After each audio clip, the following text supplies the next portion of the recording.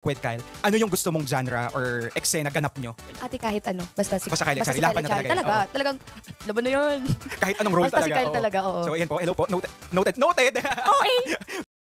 Diretsahang sinabi ni Fiang Smith na gusto niya raw makatrabaho kahit anong role daw basta kasama si Kyle Echari.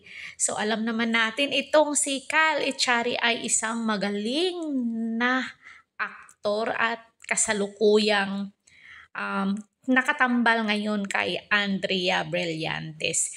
Pero itong si Fiang Smith na kung si Kyle daw ang makakasama niya sa isang movie or teleserye, go! Laban daw siya basta si Kyle daw ang kanyang makakasama doon.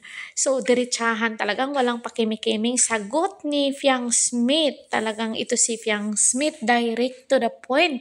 Pag in-interview siya, yung parang walang paligoy-ligoy, yung parang galing talaga sa kanyang puso ang mga sagot niya sa kanyang interview doon sa Kapamilya Chat. So, ang daming nanood dito.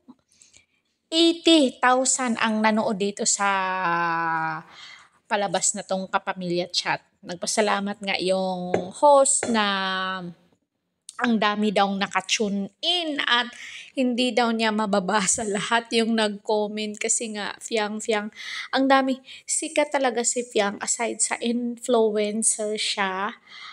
Ang dami niyang napapasaya ng mga taga-suporta niya kasi direct to the point siya magsagot sa mga, yung parang nagpapakatotoo lang siya sa kanyang sarili. So yun lang guys, sana nagustuhan nyo ang video to for PBB Gen 11 big winner na si Fiang Smith. Kung bago pa lang kayo dito sa ating channel, please hit the notification para updated kayo palagi sa aking mga latest upload at ma-notify kayo. Don't forget to like, share, and subscribe Corded Official TV. Hanggang sa muli and thank you so much.